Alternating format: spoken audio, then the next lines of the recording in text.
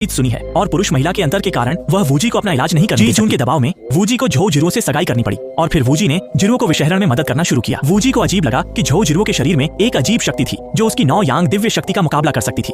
उस दिन अचानक बड़ी संख्या में सैनिक आए। झो जिरुओ ने सोचा झाओ मिंग उन्हें खत्म करना चाहता है, लेकिन प्रतिक्रिया करने से पहले ही सैनिक अंदर आ गए। उसने कहा कि उसे कुछ लोगों को वापस लाने का आदेश मिला था। वूजी झाओ मिंग को एक मौका देना चाहता था, लेकिन झो जिरुओ ऐसा नहीं होने देगी।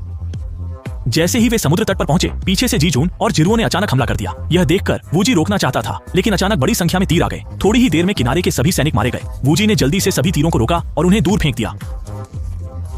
इसी समय कुछ और सैनिक उठे और जीजून ने जल्दी से उन्हें निपटा दिया। जीजून ने वूजी से कहा, खुद को दोष न दें, ये सब झाओ मिंग के भेजे हुए लोग थे। फिर वे नाव से वापस आधे रास्ते तक गए। अमीर युवक भिखारी गिरोह में शामिल होना चाहता था, लेकिन गिरोह ने उसे अपने परिवार को जहर देने को कहा, पर उन्हें नहीं पता था कि उनकी सारी योजनाएं वूजी ने छिपकर सुनी थी और दोनों पक्षों के बीच भयंकर लड़ाई हुई। लेकिन झाओ मिंग सबका मुकाबला नहीं कर सकता था। झाओ मिंग को पकड़ा जाने वाला था, वूजी ने उसे बचा लिया, लेकिन वह झाओ मिंग की मदद नहीं बल्कि जुएर का बदला लेना चाहता था। झाओ मिंग ने कहा कि उसने जुएर को नहीं मारा और वह जीजून और जो जिरुओ का सामना करना चाहता था। जब वे सराय लौटे, उन्होंने पाया कि जीजून और जो जिरुओ को पकड़ लिया गया था। इससे वूजी को संदेह हुआ कि यह सामने वाली लड़की में झाओ मिंग भाग गया। थोड़ी देर में वे गुफा पहुंच गए। तभी वुडांग के 7 नायक आ गए। अनावश्यक गलतफहमी से बचने के लिए वूजी और दूसरा व्यक्ति जल्दी से छिप गए, लेकिन अचानक उन्हें 7वें चाचा का शव मिल गया। जब वूजी गहरे दुख में था, तब तक झाओ मिंग को पकड़ जिमांग ने उसे शांत रहने को कहा, वरना 7 नायक उन्हें हत्यारा समझे। आवाज सुनकर दूसरा चाचा भी वहां आ पहुंचा। यह देखकर झाओ मिंग बाहर भागा, लेकिन वुडांग के 7 नायकों ने उसे घेर लिया। जब वे झाओ मिंग को मारने वाले थे, तभी वूजी ने जल्दी से उसे बचा लिया। 7 नायकों को समझ नहीं आया कि वूजी दानव लड़की के साथ क्यों। वूजी ने कहा कि उसने अभी 7वें चाचा का शव देखा। फिर कई लोग अंदर भागे। इससे 7 नायकों को तुरंत शक हुआ कि झाओ मिंग ही हत्यारा है। लेकिन वूजी ने कहा कि हत्यारा कोई और है। वूजी को झाओ मिंग का बचाव करते देख 7 नायक यकीन करने लगे कि वूजी कितना भी समझाए, उन्होंने उस पर बिल्कुल विश्वास नहीं किया। जब तक वह खुद झाओ मिंग को न मारे और वूजी ने ऐसा करने से इनकार किया, तो उन्होंने खुद आगे बढ़ना। यह देखकर वूजी और जिमांग ने उनके मर्म स्थलों पर वार किया, जिससे 7 नायकों ने वूजी को आत्महत्या करने को कहा। चाचा और चेन यूलियांग वहां आ पहुंचे। यह देखकर झाओ मिंग और जिमांग ने कई लोगों के मर्म स्थल दबाए और वूजी ने डरकर उसे पत्थर से मार गिराया। लेकिन सबको आश्चर्य हुआ जब चेन यूलियांग ने कहा कि उन्होंने और सोंग चाचा ने अंतिम 7 नायकों को मारा। लेकिन सोंग चाचा ने अपने पिता और गुरु को जहर देने से इनकार कर दिया। जब सोंग चाचा ने मानने से इनकार किया, तब चेन यूलियांग ने एमी पंथ की लोहे की अंगूठी निकाली।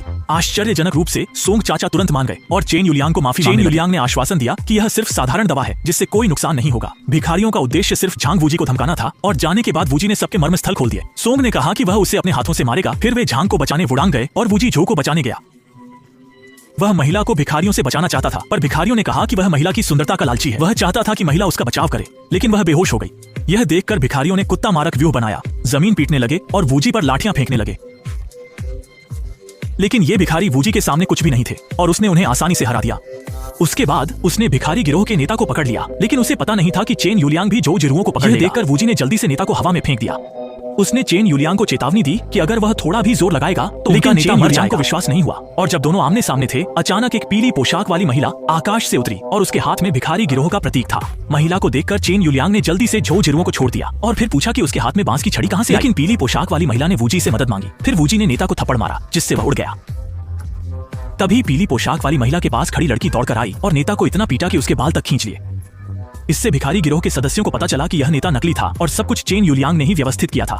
जब भिखारी गिरोह चेन यूलियांग को खोज रहा था, तब चेन यूलियांग अचानक गायब हो गया और यह छोटी लड़की नेता की बेटी है, लेकिन उसने कहा कि उसके पिता को चेन कुन ने मारा था। इससे वूजी को पता चला कि चेन यूलियांग का गुरु चेन कुन था और प्रकाश शिखर पर चेन कुन की मौत झूठी थी। इस शादी में राजकुमारी ने आकर उपद्रव मचाया, जिससे दूल्हा बहुत क्रोधित हुआ। उसने कहा कि अब उसका राजकुमारी से कोई संबंध नहीं है और राजकुमारी को जल्दी जाने को कहा। लेकिन राजकुमारी ने उसे शादी रद्द करने से इनकार किया। लेकिन राजकुमारी ने उसे कुछ दिखाया, जिससे दूल्हे ने तुरंत अपना इरादा बदल दिया और शादी रद्द कर दी। इससे वहां मौजूद सभी लोग स्तब्ध रह गए। जब वह राजकुमारी के साथ जाने लगा, तब पास खड़ी दुल्हन और बर्दाश्त नहीं कर सकी और उड़कर राजकुमारी को थप्पड़ मारा। लेकिन उसे आश्चर्य हुआ जब दूल्हे ने राजकुमारी की रक्षा की, फिर भी दुल्हन राजकुमारी को जाने नहीं देना चाहती थी। जब वह फिर से राजकुमारी पर हमला करने लगी, तब कुगुरु ने उसे रोक लिया। लेकिन दुल्हन, जो आमतौर पर कमजोर थी, इस बार पूरी तरह से भड़क उठी। उसने एक थप्पड़ से कुगुरु को उड़ा दिया और फिर से राजकुमारी को पकड़ने लगी। जब वह राजकुमारी का सिर पकड़ने वाली थी, दूल्हे ने उसे थप्पड़ मारकर एक तरफ फेंक दिया। दुल्हन समझ नहीं पाई क्यों शादी के दिन ही पछताना था। जरूर इस चुड़ैल से कुछ अनबन हुई होगी। फिर उसने राजकुमारी पर हमला किया, पर दूल्हे ने राजकुमारी को अपने पीछे छिपा लिया। राजकुमारी हैरान थी कि एमी गुड के पास इतनी क्रूर कला कब से आ गई। जब सब चर्चा कर रहे थे, दूल्हा जल्दी से राजकुमारी के साथ भाग गया। गुस्से में दुल्हन ने दूल्हे से रिश्ता तोड़ने की कसम खाई। जब वह एमी लौटी, तो बड़ी बहन उसका मजाक उड़ाने आ गई। गुस्साई दुल्हन ने आकर अपनी बहन को 2 थप्पड़ मारे। फिर फिर एक थप्पड़ से उसे एक तरफ धकेल दिया, लेकिन बड़ी बहन फिर भी नहीं मानी और हथियार उठाकर छिपकर हमला किया, पर उसे अंदाजा नहीं था इस समय दुल्हन की मार्शल आर्ट बहुत मजबूत थी। एक जाल में दुल्हन ने न सिर्फ उसे रोका बल्कि शांत रहने को भी कहा। गुस्से में दुल्हन ने उल्टे हाथ से उसे एक थप्पड़ मारा। फिर उसने पति से कहा कि वह परी का चेहरा फाड़ दे। यह सुनकर पति ने तुरंत उसे एक थप्पड़ मार दिया। गुस्साई दुल्हन ने न सिर्फ उसे थप्पड़ मारा बल्कि उसे शांत रहने को भी कहा। गुस्से में दुल्हन ने उल्टे हाथ से उसे एक थप्पड़ मारा। फिर उसने पति से कहा कि वह परी का चेहरा फाड़ दे। यह सुनकर पति ने तुरंत उसे एक थप्पड़ मार दिया। गुस्साई दुल्हन ने न सिर्फ उसे थप्पड़ मारा बल्कि उसे शांत रहने को भी कहा। गुस्साई दुल्हन ने न सिर्फ उसे थप्पड़ मारा, गुस्से में दुल्हन ने उल्टे हाथ से उसे एक थप्पड़ मारा। फिर उसने पति से कहा कि वह परी का चेहरा फाड़ दे। यह सुनकर पति ने तुरंत हमला किया, लेकिन वह दूल्हे की प्रतिद्वंद्वी नहीं थी। यह देखकर दुल्हन को खुद ही आगे आना पड़ा। कुछ ही देर में उसने दूल्हे को घायल कर दिया। जब वे हमला जारी रखना चाहते थे तभी पति के पिता ने उन्हें रोक दिया, पर दुल्हन उसे ऐसे जाने नहीं देना चाहती थी। आखिरकार उसे दूल्हे से बदला लेने का मौका मिल गया। दरअसल दूल्हे के दत्तक पिता को शाओलिन ने कैद कर लिया था। उन्होंने एक लाश व सभा आयोजित की। जो भी प्रतियोगिता जीतेगा उसे दूल्हे के पिता का फैसला करने का अधिकार सुनते ही दुल्हन ने तुरंत अपने पति को अखाड़े में उतारा।